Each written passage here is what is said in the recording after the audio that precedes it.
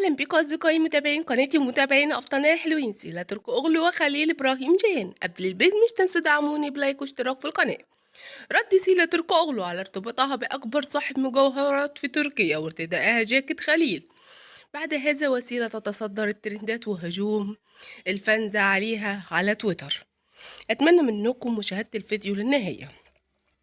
في حسابات حاربت سيلا مع تصدير بيان وأطلقت عليها إنها أنواع الشتائم والسباب والكلام طبعا، وقالوا عنها منسحبة وكلام غير لائق جدا وغير مسؤولة. لم تتحرك طبعا شركة كارمل ذرة من التفاهم لديهم حتى ليلة الحفلة الجوائز. قالوا عنها كلام كتير وان هي تركت شريكها وما احترمتش الفانزة ولا شكرتهم ولا وكلام كتير جدا عن سيلا تركو اوغلو.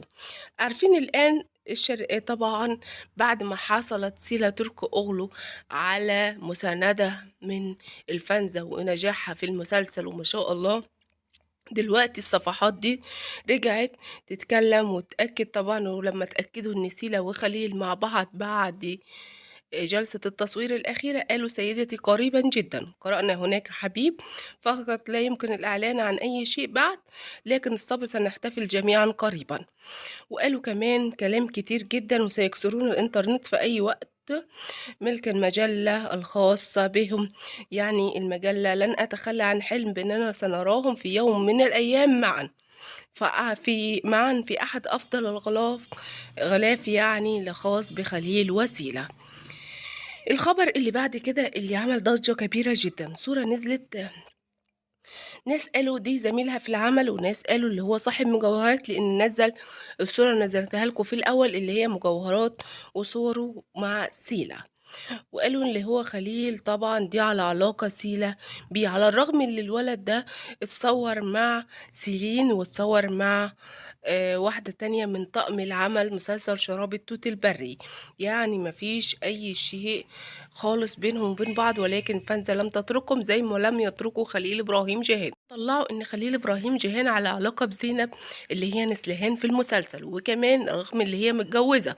وأطلقوا كمان اللي هو على علاقة ب طبعا مديرة أعماله وغير المحامية وغير مش عارفة مين، ناس كتير جدا بيطلع عليهم أشاعات سيلا وخليل بطريقة بشعة جدا. أتمنى إن احنا نلتقي في الكلام ونعرف مصدره قبل ما نقوله. وكمان بالنسبة لوكالة سيلا تركو أغلو، فهي عملت المنشن اللي حد يعمل لسيلا منشن على أي موضوع في شيء ما يخصش المسلسل أو مشاريعها الدرامية فقط لا غير.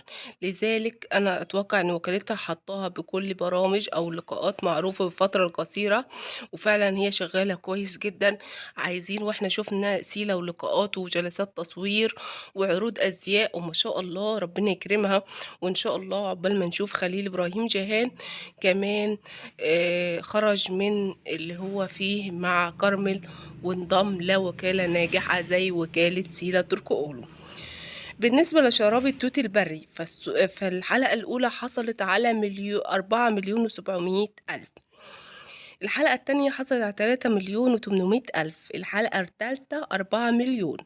الحلقة الرابعة 4,300,000. الحلقة الخامسة وصلت ل2,000,000 مشاهدة الآن.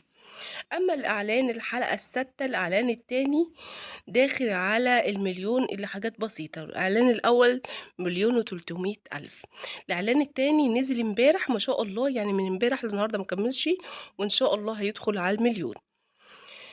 فما شاء الله يعني. أما الولد اللي هم قالوا عليه فالولد منزل ما شاء الله اتصور امبارح مع سيلين اللي هي شيمان، واليوم اتصور مع سيلا تركو أغلو وهو بيعمل إعلانات، يعني مش في علاقة تماما. نيجي للخبر اللي بعده اللي الفانز عاملة انقلاب عنه عادي مش عارفة ايه. شفت جاكيت، قالوا اللي جاكيت سيلا هو نفسه جاكيت خليل، ولكن لو اتأكدنا ان السوستة مختلفة تماما، اللي جنب ايد سيلا غير جاكيت خليل، يعني مفيش تشابه بينهم وبين